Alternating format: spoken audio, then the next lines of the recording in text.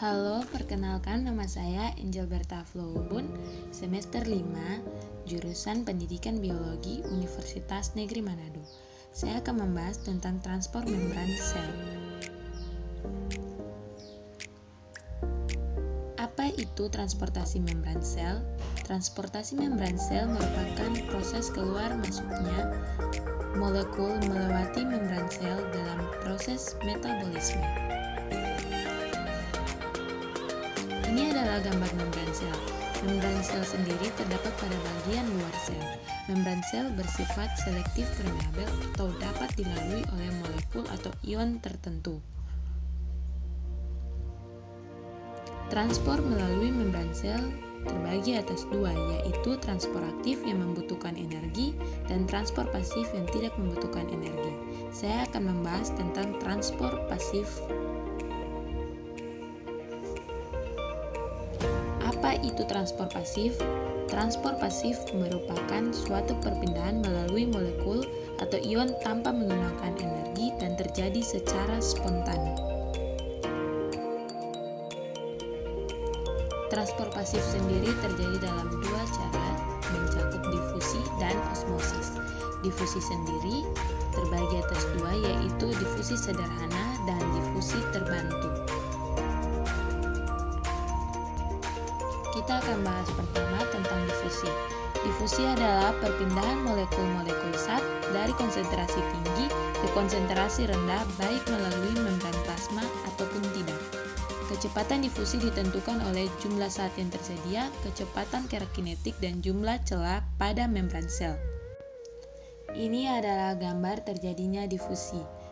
Terlihat sebelum dan sesudah.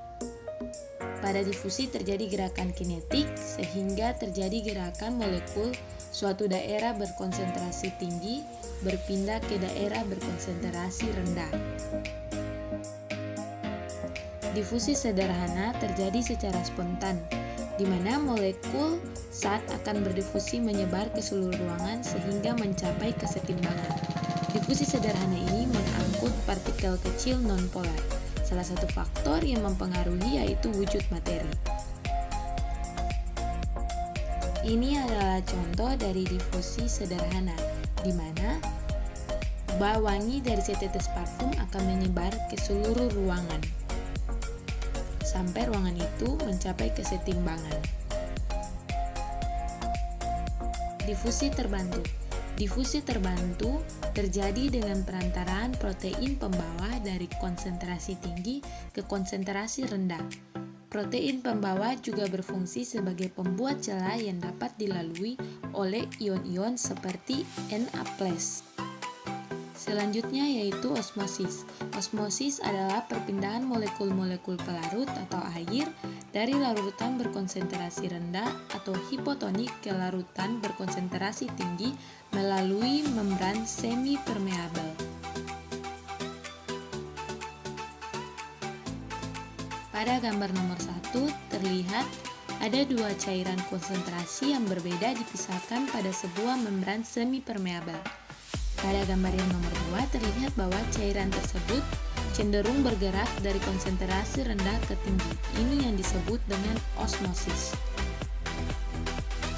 Faktor-faktor yang mempengaruhi osmosis yaitu suhu, ukuran molekul yang meresap, ketebalan membran, keterlarutan lipid, dan luas permukaan membran. Sekian untuk materinya, terima kasih.